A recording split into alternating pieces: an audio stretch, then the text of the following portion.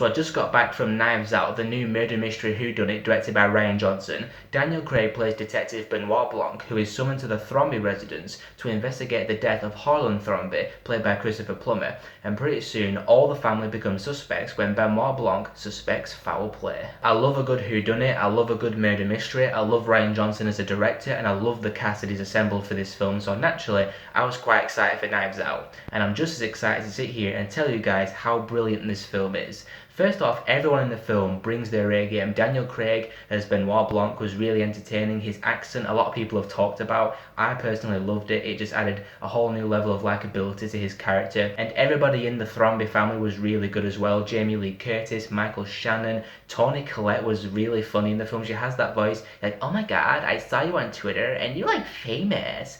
Love it. I usually hate that kind of accent when it's done like seriously, but it was done comedically in the film. Like it was supposed to be a piss take on people who talk like that and Instagram princess kind of people, and Toni Collette just knocked it out of the park. Chris Evans also really impressed me by playing a complete D-bag. This guy was super unlikable, but in the really entertaining kind of way where you love to hate him because of how bad of a guy he is. He's the trust fund kid, as they call him.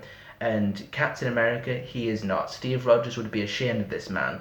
And it just goes to show that Chris Evans needs to be in more things. And now that he's put the Captain America role to rest, I hope we get to see more range from him like we saw in Knives Out. But I gotta say, the standout for me was Ana de Armas. I don't know if that's how you say her name, I apologise. I've seen her a couple of times in some other films and she hasn't really impressed me a lot, but here she was really good. She gave a lot of emotion to the performance, and you end up caring about her character as she's navigating the tangled web, as Benoit Blanc calls it.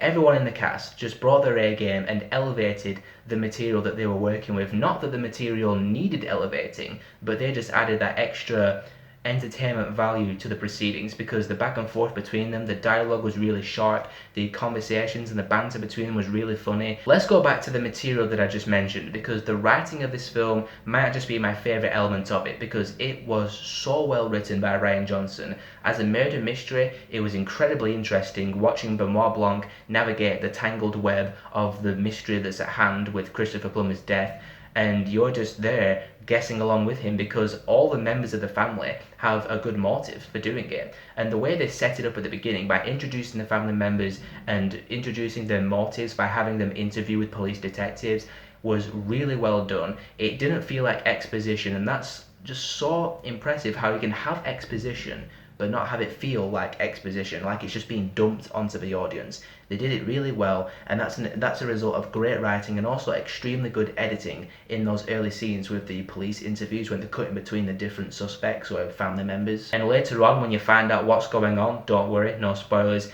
it was extremely satisfying as a murder mystery whodunit reveal because you don't feel cheated. If you look at the evidence and if you listen to what's being said, it all lines up pretty much perfectly. And I found it, again, very, very satisfying as a whodunit, as a murder mystery. I wasn't able to guess the film. I wasn't able to guess who the culprit was and who ultimately did the killing, so that's always a plus for a whodunit.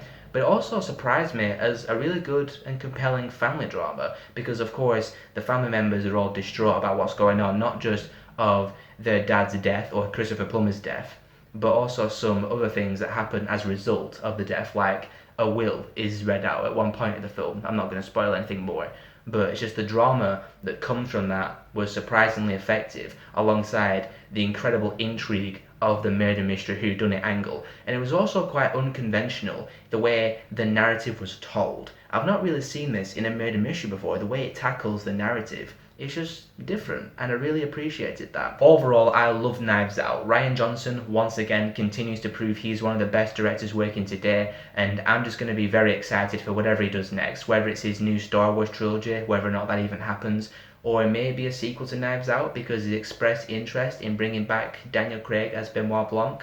I'd be down for that. I think this might be my favourite whodunit murder mystery film that I've seen, and it's one of the best films I've seen all year long so far. I'm going to give Knives Out a 4.5 out of 5.